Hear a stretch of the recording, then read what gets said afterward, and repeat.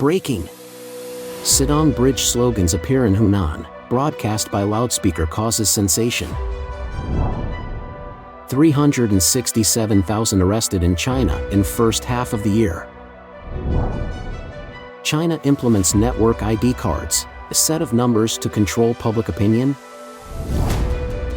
Devastating floods in Hunan claim lives and disrupt vital services. Over 130 lawmakers from 15 countries call for an end to the persecution of Falun Gong. It's all covered in today's China Truths. Slogans from the iconic Sitong Bridge protest of 2022 reappeared on an overpass in Laodi, Hunan Province, on July 30th. The messages, amplified by loudspeakers, quickly caused another sensation.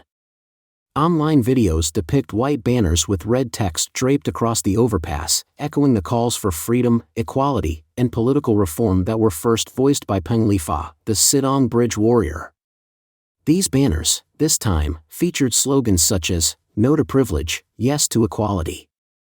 "No to lockdown, yes to freedom."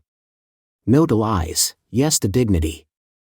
"No to the cultural revolution, yes to reform." "No to leaders, yes to ballots." Not servants, but citizens. Under the bridge, life carried on as usual, with a steady flow of cars and pedestrians. While many spectators paused to watch and shop owners stepped out to see the banners, there was a noticeable lack of police involvement.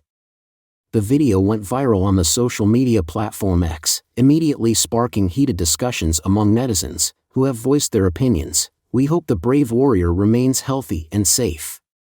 Your courage is commendable, thumbs up. This is the final bell, unite until tomorrow. If there are Peng Lifa warriors everywhere, then dawn will break." Another netizen commented, "This action is undoubtedly a direct challenge to the rule of the Chinese Communist Party and a release of long-suppressed public sentiment under a dictatorship." Ironically, the CCP claims to serve the people, but quickly suppresses any genuine expression of public opinion. This slogan is not only a cry but also a mirror reflecting the hypocrisy and fear of a regime. The voice of the people cannot be suppressed for long. As of now, there has been no official response to the Hunan overpass incident. In October 2022, on the eve of the 20th National Congress of the Chinese Communist Party, Chinese dissident Peng Lifa hung protest banners on Sitong Bridge in Beijing. He ignited a signal fire and used a loudspeaker to broadcast his message for greater impact. Peng Lifa was subsequently arrested and remains missing to this day. The Sitong Bridge incident shocked the international community, and Peng Lifa has been hailed as the Sitong Bridge warrior. A month later, the White Paper Revolution erupted in China, and another month later, the CCP lifted the COVID-19 lockdowns that had been in place for 3 years. 367,000 arrested in China in first half of the year. Arrests in China have significantly increased in the first half of this year, according to a recent report from the Chinese Communist Party. On July 29, the Supreme People's Procuratorate provided further details, revealing that national prosecutorial agencies approved 367,000 suspects for various crimes and prosecuted 761,000 individuals during this period. These figures represent an 18.5% and 6.8% increase, respectively, compared to last year. Notably, the charge of disrupting the market economic order was brought against 62,000 individuals, reflecting a substantial 36.5% jump from last year. This particular increase has drawn considerable external attention. According to NTD-TV, Wu Xiaoping, a US-based human rights lawyer, described these figures' growth as terrifying, suggesting two potential implications. He stated, "When the Chinese Communist Party faces economic slowdown, it resorts to using state force to ramp up tax collection. We believe this suggests, to some extent, that the CCP is exploiting the so-called tax reduction cooperation mechanism to investigate and prosecute numerous alleged tax violations and crimes. This is clearly a way to extort business owners illegally. I believe this is a significant source of revenue for the CCP." Wu also emphasized an increase in credit card fraud, which he attributes to worsening economic conditions and a significant decline in personal incomes. Many people are resorting to overdrawing their credit cards to make ends meet. According to Wu, this points to a rapid deterioration of the economic situation for Chinese families. Another concerning trend is the prosecution of 25,000 minors with serious offenses in the first half of the year, sparking renewed public concern. Also, according to NTD-TV, Lai Jianping, a former Beijing lawyer, points out that multiple factors contribute to the rising crime rate among Chinese minors. He explains, there are fewer children in China, and parental overindulgence leads to unmanageable behavior.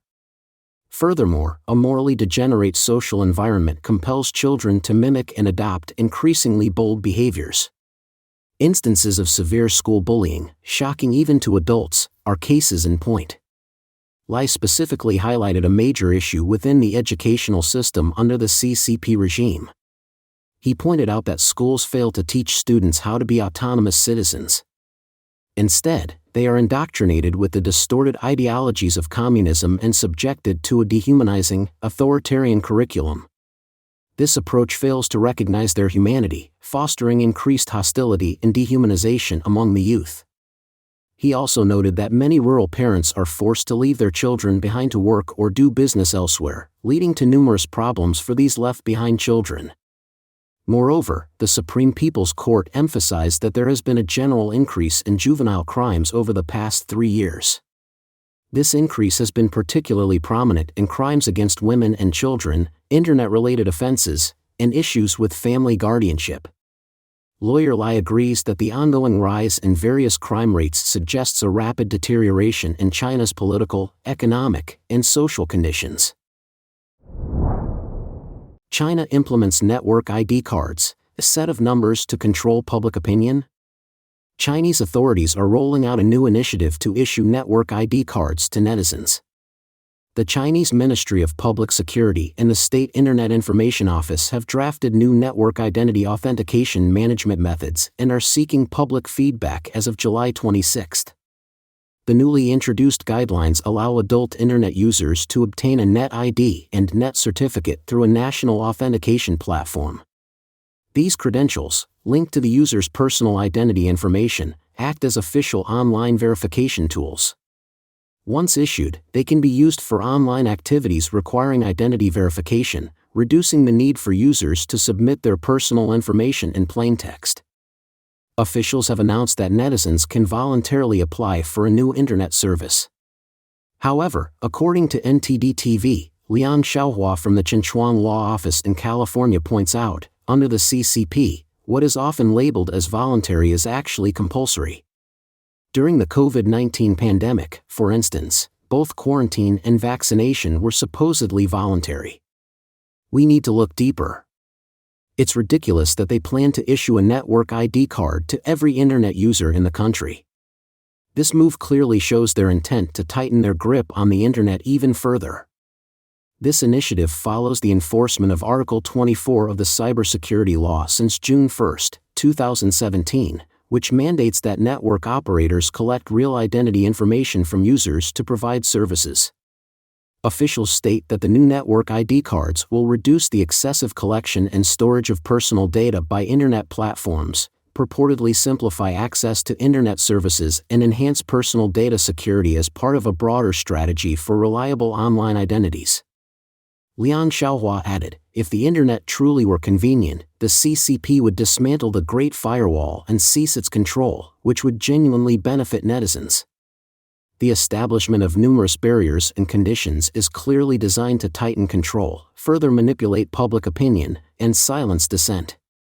According to NTD-TV, Chinese-Canadian author Xing Shui said that, the CCP's current strategy is akin to managing everyone as though they were in a prison, reducing individuals to mere numbers. Names are no longer necessary. With just a net ID and a net certificate, authorities gain access to all your data and information.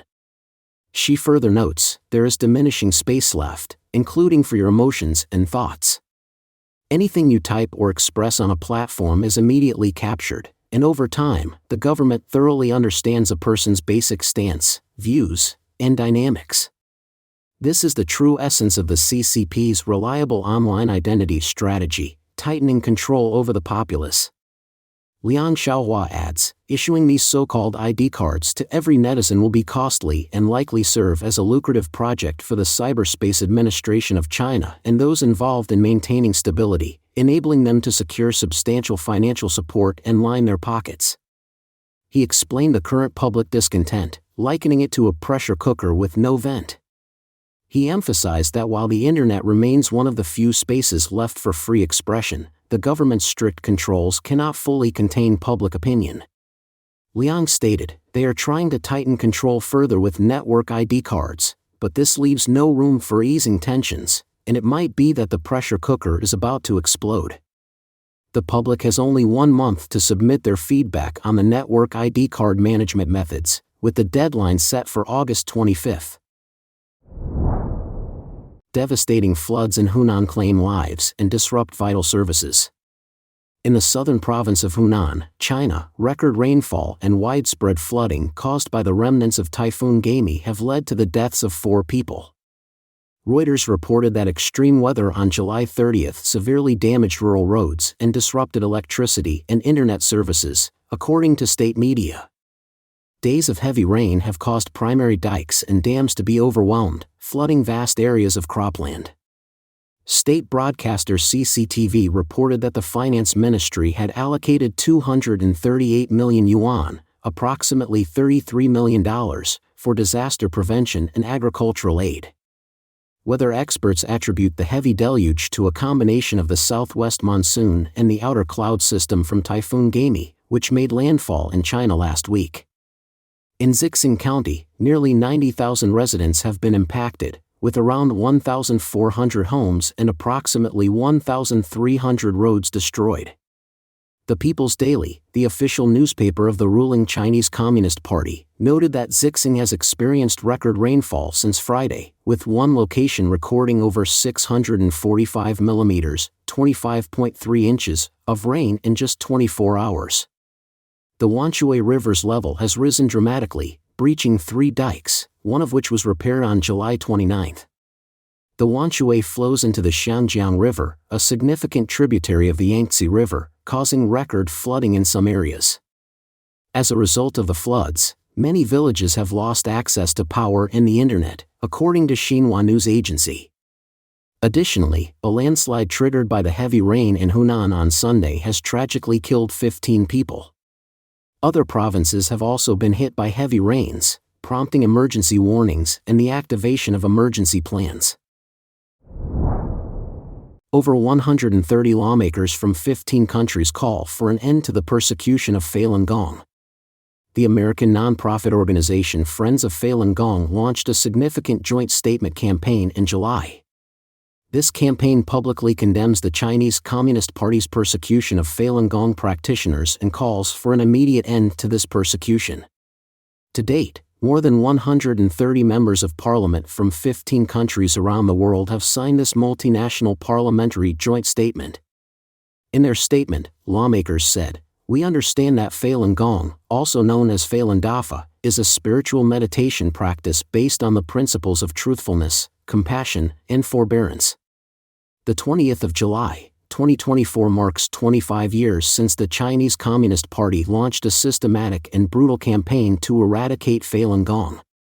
Since July 1999, millions of Falun Gong practitioners in China have been arbitrarily arrested and jailed without due process, and many have been tortured and even killed. At the very least, thousands have died as a result of such torture and other abuses in police custody. In 2019, an independent tribunal in the United Kingdom, chaired by Sir Geoffrey Nice KC, concluded that forced organ harvesting has been committed for years throughout China on a significant scale, and that Falun Gong practitioners have been one, and probably the main, source of organ supply. The tribunal also determined that crimes against humanity have been committed against Falun Gong practitioners in China.